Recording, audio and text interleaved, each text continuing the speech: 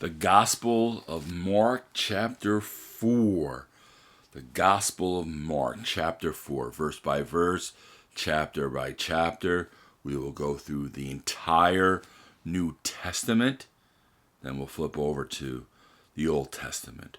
And again, we're just going to read line upon line. Again, Jesus began to teach by the lake. The crowd that gathered around him was so large that he got into a boat and sat in it on the lake.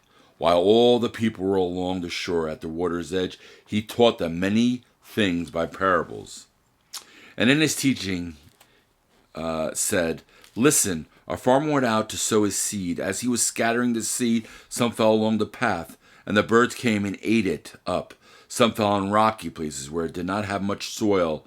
It sprang up quickly because the soil was shallow, but when the sun came up, the plants were scorched, and they withered because they had no root.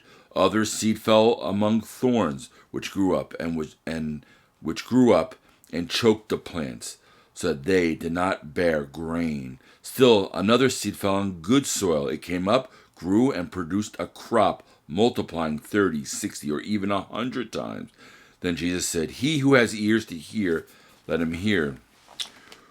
When he was alone, the 12 and the others around him asked him about the parable. He told them, "The secret of the kingdom of God has been given to you, but to those on the outside everything is said in parables, so that they may be ever seeing but never perceiving, ever hearing but never understanding. Otherwise they might turn and be forgiven." Then Jesus said, "Don't you understand this parable?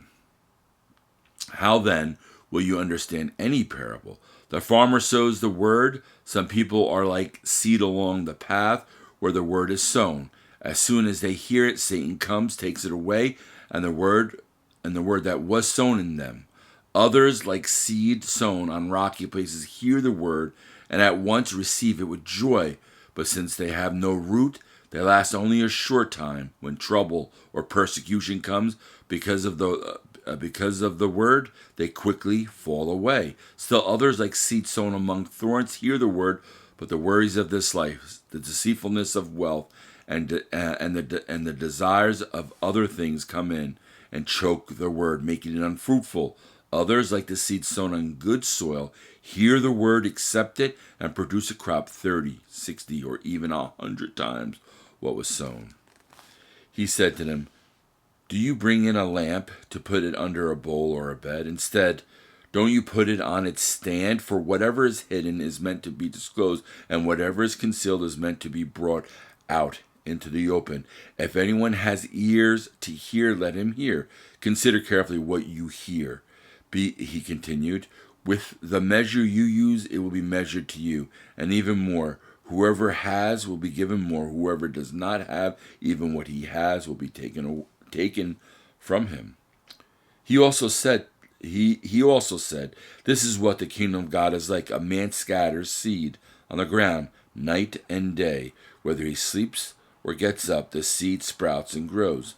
Though he does not know how, all by itself the soil produces grain, first the stalk, then the head, and then the full kernel in the head. As soon as the grain is ripe, he puts the sickle to it, because the harvest has come." Again he said, "What shall we say the kingdom of God is like? Or what parable shall we use to describe it? It is like a mustard seed, which is the smallest seed you plant in the ground. Yet when planted, it grows and becomes the largest of all garden plants, with such big branches that the birds of the air can perch in its shade."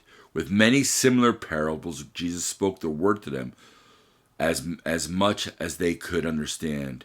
He did not say anything to them without using a parable, but when he was alone with his own disciples, he explained everything. That day, when evening came, he said to the disciples, "Let us go over to the other side." Leaving the crowd behind, they took him along, just as he was in the boat. There were also other boats with him. A furious squall came up, and the waves broke over the boat, so that it was nearly swamped.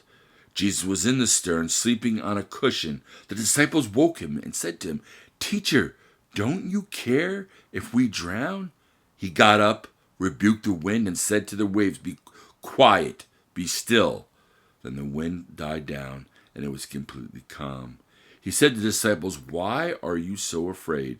Do you still have no faith?" They were terrified and asked each other, "Who is this?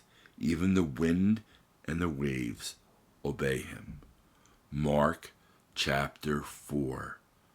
The Gospel of Mark chapter 4. See you next time.